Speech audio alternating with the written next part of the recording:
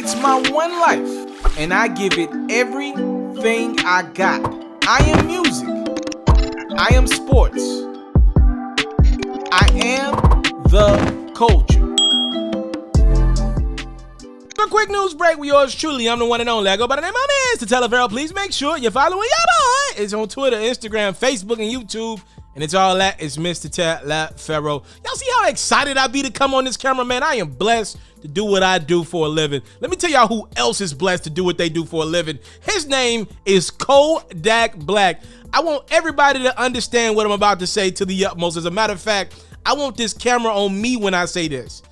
If you ever get into any trouble, if you're an artist, entertainer, whatever, and you got the money, if you got money, go get a man by the name of Bradford Cohen to be your attorney. He can literally get you out of anything. If the glove don't fit, you must have quit. He is Johnny Cochran in 2021. This dude is for real. Ladies and gentlemen, I cannot emphasize to you enough how bad it was looking for Kodak Black. If you don't know, back in 2016, Kodak got jammed. I believe it was like after a show. This is when Kodak, this the low haircut project, baby.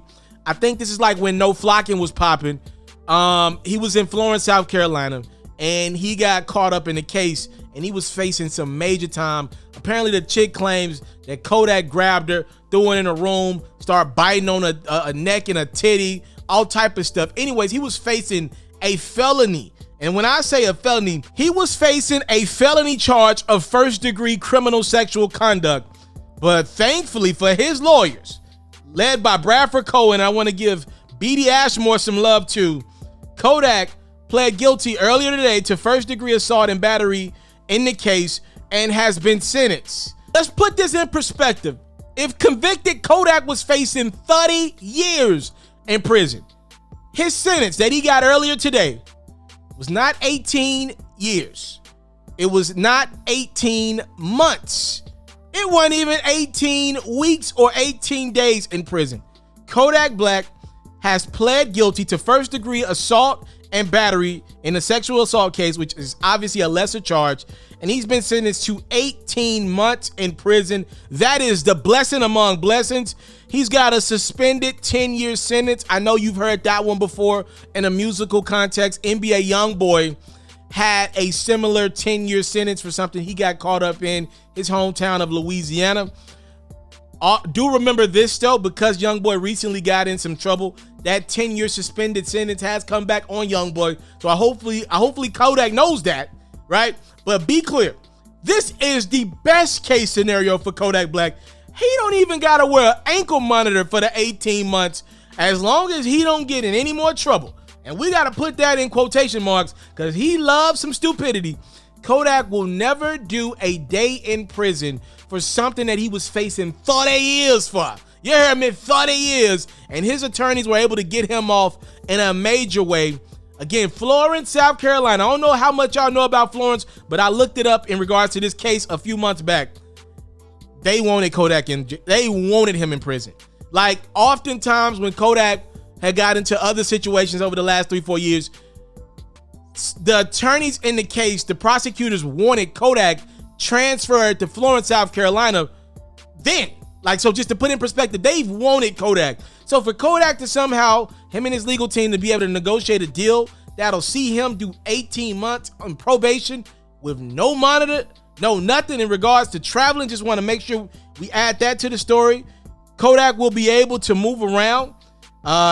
All he's got to do is let his probation officer know where he goes and where he lives. He won't be able to use drugs, drink alcohol, or have guns. Hopefully Kodak takes that seriously. We see guys like Bobby Shmurda taking that serious. Kodak admitted in court that he bit the girl, but apologized to her on the record. And look, I don't know this, but I would assume behind the scenes, Kodak maybe threw this young lady, she was a teenager at the time of the assault, some money. I don't know that to be true, but I'm just assuming here.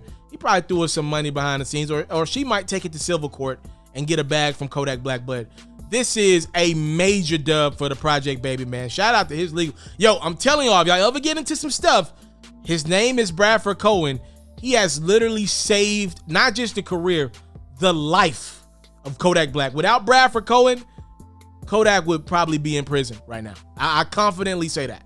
Like, Kodak owes that man his life. Literally owes him his life. That is an update, ladies and gentlemen. Again, Kodak has pled to a lesser charge, and he won't do a day in prison as long as he keeps his hands clean, stay away from alcohol on the record, drugs on the record, guns on the record. He shall be fine. I thank you guys so much for the time, love, and support. Is what I never, and I mean I will never take for granted. With that being said, my time with the people is up. I'm out. Catch 4 new episodes of FERRO's music-based platform every day only on YouTube at It's Mr. TALIAFERRO. You can also find clips, updates, giveaways, and more on Facebook, Instagram, and Twitter, also at It's Mr. TALIAFERRO. For all basketball fans, make sure you tune in to FERRO's daily highlights, reports, and commentary on YouTube at FERRO, and even more updates on Facebook, Instagram, and Twitter at FERRO as well.